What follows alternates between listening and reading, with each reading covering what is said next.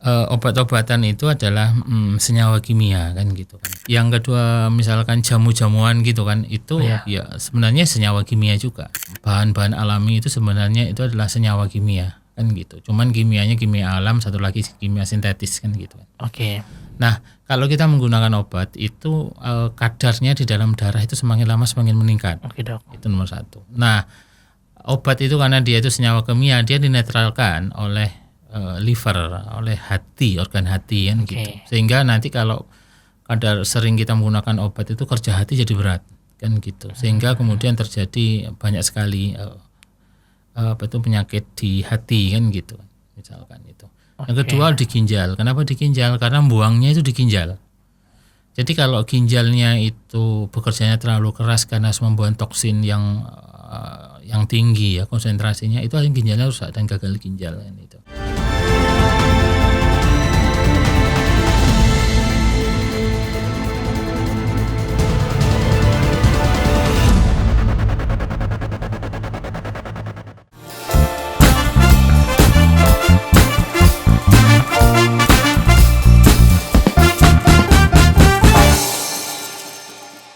Dok mau tanya nih ya, kapan sih kita itu harus periksa ke dokter, sama kapan sih kita itu bisa diobatin diri sendiri gitu loh. Kadang kan saya itu sakit ringan aja gitu kan, cuma hanya sebatas batuk gitu kan. Apakah harus ke dokter atau kita beli obat sendiri aja udah cukup gitu, Dok? Iya betul.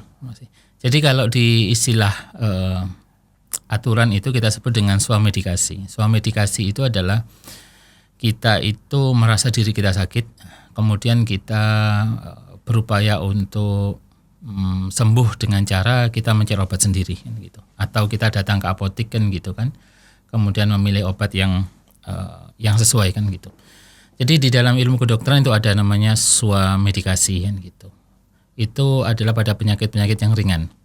Kalau penyakit-penyakit yang sedang atau berat kan gitu, atau penyakit yang ringan tidak sembuh dengan swamedikasi, itu baru kemudian datang ke pelayanan kesehatan. Nah, apa contoh penyakit yang swamedikasi kan gitu kan? Contoh misalkan batuk dan pilek kan gitu, itu swamedikasi kan gitu. Artinya penyakit itu adalah penyakit musiman. Iya benar. Jadi penyakit musiman itu seperti musim hujan kita pilek kan gitu. Kemudian rumah kita di pinggir jalan, kemudian kadang-kadang pada musim kemarau kita batuk itu. Itu adalah penyakit yang kategorinya itu musiman. Lah kita bisa swamedikasi kan gitu. Yang kedua itu adalah penyakit-penyakit yang sifatnya itu adalah penyakit-penyakit kronik kan gitu. Yang kita itu sudah mendapatkan terapi secara terus-menerus dan pada satu titik tertentu ternyata obat yang kita dapatkan itu habis kan gitu kan. Contohnya kalau kita itu punya penyakit misalkan radang sendi ya, kita sudah beberapa kali kita ke dokter dan suatu ketika ternyata obat kita habis kan gitu kan. Nah sebelum kontrol berikutnya obat kita habis, nah kita swamedikasi, kita beli obat itu kan gitu. Itu bisa, Dok ya? Itu bisa kan gitu. Itu bisa dilakukan karena obatnya itu sebenarnya itu harusnya habis kan gitu. Habis pada waktu yang ditentukan. Tapi ternyata habis sebelum waktu itu kan gitu. Benar. Nah, itu kita bisa swamedikasi kan gitu. Nah, tentang swamedikasi itu obat-obat yang bisa digunakan itu kategorinya obat bebas yang obat itu keluar tanpa harus menggunakan resep kan gitu. Contohnya kalau obat batuk pilek ya itu dijual bebas ya. Jadi di toko-toko retail itu ada. Kan itu. Itu bisa menggunakan itu. Tapi ada juga kategori obat batuk pilek itu yang dia tidak dijual bebas kan gitu. Misalkan obat-obat itu golongan apa itu namanya? Istilahnya itu yang potensi bisa dikategorikan obat disalahgunakan menjadi obat-obat psikotropika. Itu obat batuk pilek seperti itu tidak bisa digunakan kan gitu. Dia harus diakses melalui resep dokter kan gitu. Jadi swamedikasi itu tidak ada masalah kan gitu. Memang dari dulu begitu swamedikasi. Tinggal kita harus tahu kapan kita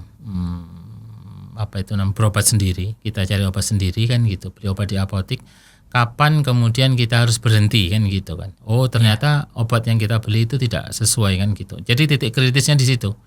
Jadi kalau kemudian kita ternyata terlalu banyak swamedikasi kan gitu, Maka yang terjadi itu adalah konsumsi obat yang terlalu sering, ya sering itu intensitas satu harinya itu bisa lebih dari 1 kali, 2 kali kan gitu.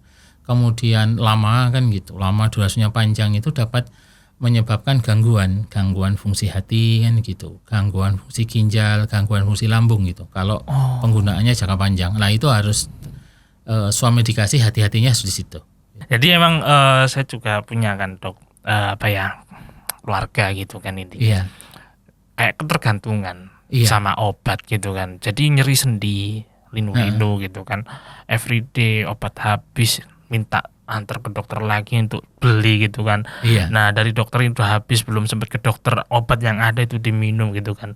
Iya. Efeknya jadi ke apa tadi dok? Ke lambung, ginjal, sama hati. Iya. Oh oke itu karena terlambat ya dok ya. Iya, jadi obat-obatan itu adalah senyawa kimia kan gitu kan. Yang kedua misalkan jamu-jamuan gitu kan, itu ya sebenarnya senyawa kimia juga. Jadi alami ya, bahan-bahan alami itu sebenarnya itu adalah senyawa kimia kan gitu. Cuman kimianya kimia alam, satu lagi kimia sintetis kan gitu kan. Oke. Nah, kalau kita menggunakan obat itu kadarnya di dalam darah itu semakin lama semakin meningkat. Oke dok. Itu nomor 1. Nah, obat itu karena dia itu senyawa kimia, dia dinetralkan oleh liver, oleh hati, organ hati kan gitu. Sehingga nanti kalau kadar sering kita menggunakan obat itu kerja hati jadi berat kan gitu. Sehingga kemudian terjadi banyak sekali penyakit di hati kan gitu. Misalkan itu. Yang kedua di ginjal. Kenapa di ginjal? Karena buangnya itu di ginjal. Jadi kalau ginjalnya itu bekerjanya terlalu keras karena harus membuang toksin yang tinggi ya konsentrasinya, itu akhirnya ginjalnya rusak dan gagal ginjal kan itu. Kemudian kenapa kok di lambung? Karena obat-obat itu senyawa kimia itu kalau masuk ke lambung itu kadang-kadang menyebabkan asam yang kuat kan gitu. Jadi makin asam kan gitu suasana di lambung kan gitu kan. Nah, sehingga itu nanti akan menggerus lapisan di lambung, sehingga yang terjadi itu adalah nyeri di lambung sampai dengan perdarahan di lambung kan gitu. Jadi mesti harus bijak kalau melakukan swamedikasi.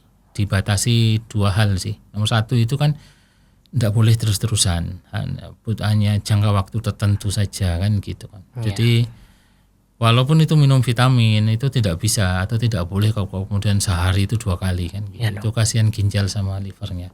Yang kedua itu kita harus tahu bahwasanya ada batasannya. Jadi obat itu sebenarnya itu adalah pilihan yang terakhir. Ketika kita sakit itu obat itu pilihan terakhir. Pilihan utamanya tetap 1, menjaga pola makan. Yang kedua istirahat yang cukup.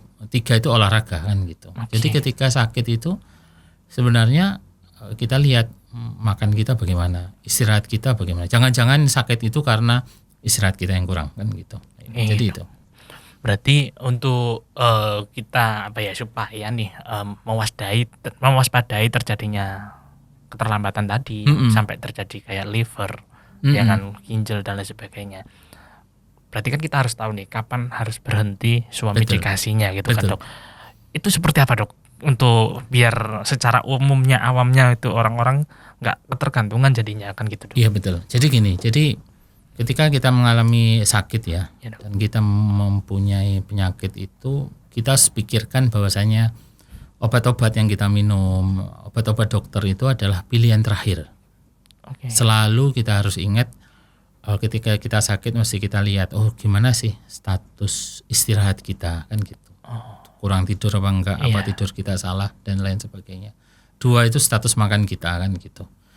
Makan kita itu memang sudah betul apa enggak kan gitu kan. Contoh kita sering makan makanan yang dari kemasan kan gitu kan. Makan makanan dengan pengawet. Nah, itu kan problem tuh dari makanan kan gitu. Yang terakhir itu adalah olahraga kita kan gitu. Jadi ngelihatnya itu yang pertama. Yang kedua, jadi kalau kita ketemu dengan sakit maka aktivitas itu yang kita perbaiki sehingga kita nanti itu kan tidak menjadikan obat sebagai solusi.